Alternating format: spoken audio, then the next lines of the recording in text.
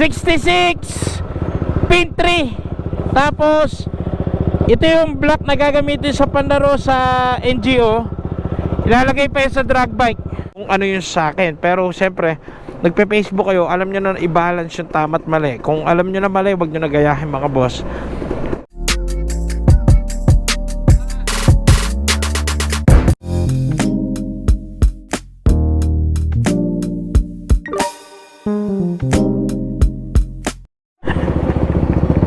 Oy.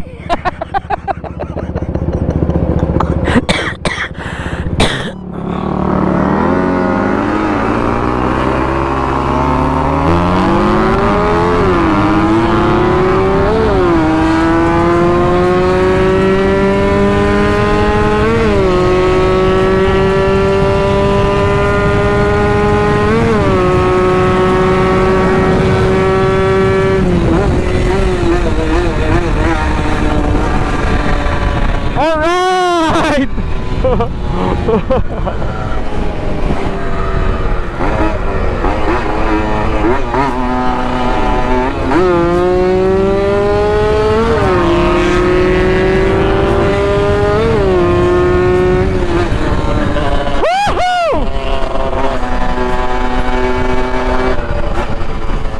Mini digman! Hayop talaga! Pang-break in! Alright, ayun mga boski, bali nag-break in lang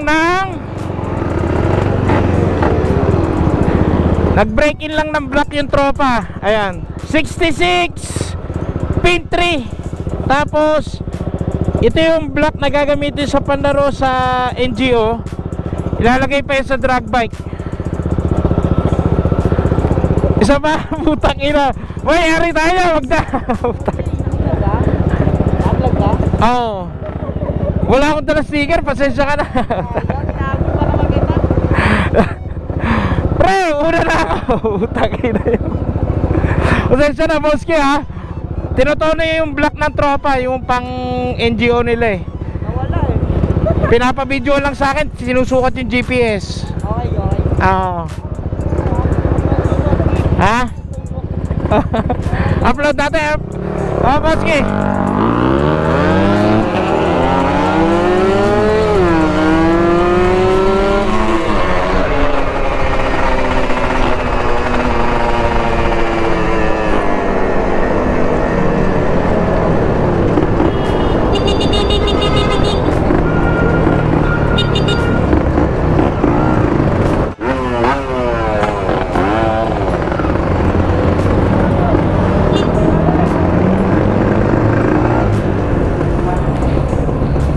Alright, shout out boss Christian. Ayun, bali isang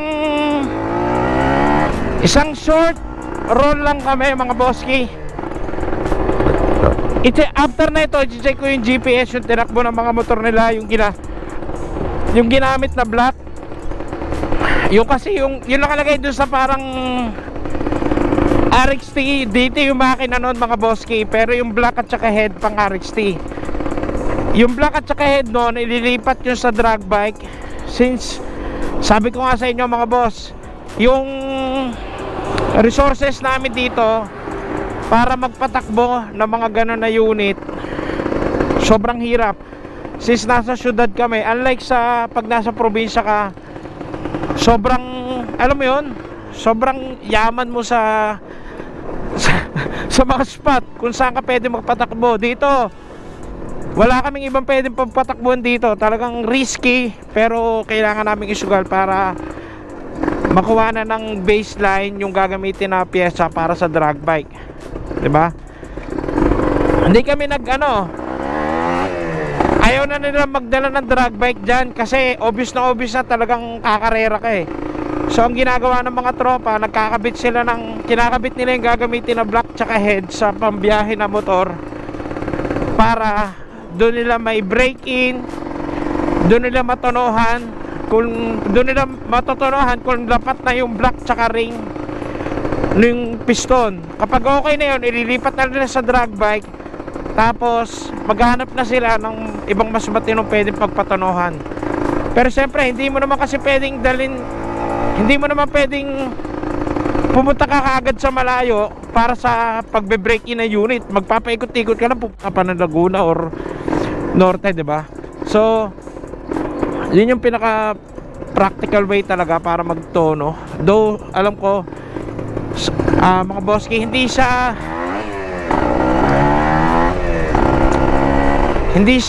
tag dito advisable, wag nyong gagayahin.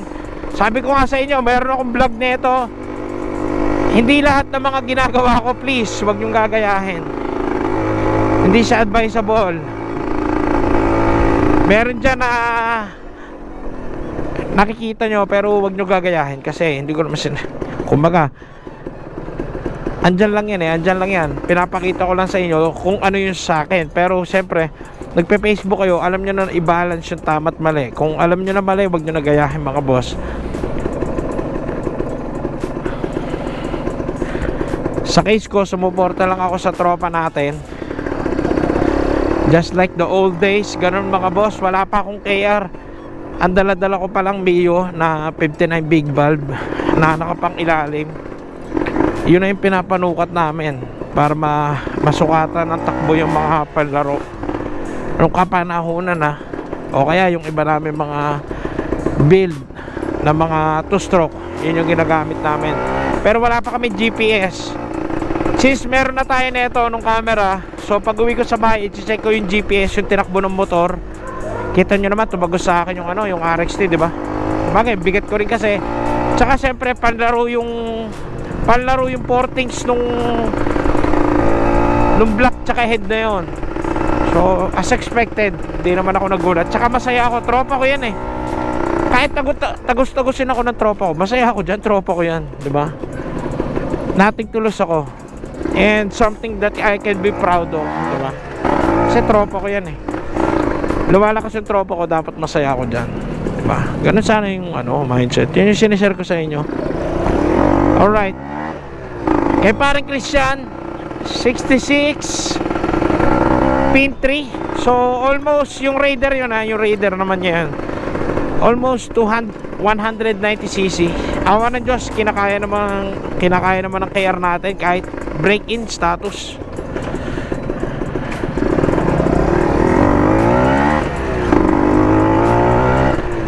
Hindi pa talaga to yung takbo ng KR natin mga boss. Hindi pa talaga to yung takbo ni Elizabeth. So napakalaki pa ng mga i-adjust natin kay Elizabeth. Kailangan palapatin ko pa daw talaga yung piston. Kasi yung case ko, naikwento ko kay parang Christian kanina, sabi niya sa akin, pre, wag ka problema dyan, walang mali dyan. Talaga lang kailangan mong i-break in. Kasi iba yung higpit nung piston ring, lalo bago yung block mo. Kaya talagang, kasi kahit tinakbo natin ito na 1,000 km, almost the same day naman siya eh. So alam mo yun, parang pilit na pilit. So yeah, ayun. Again, thank you ng marami parang Christian sa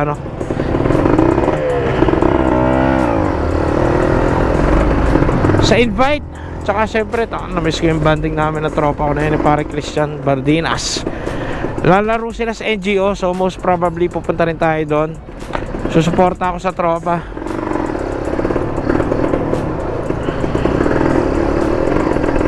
Pagka sinuwerte, manonood tayo ng takbo ng 4-speed. I-vlog natin pagka meron tayong budget. Alright. Tsaka kung sana makakapasok tayo sa loob, pero makapasok o hindi, okay lang sa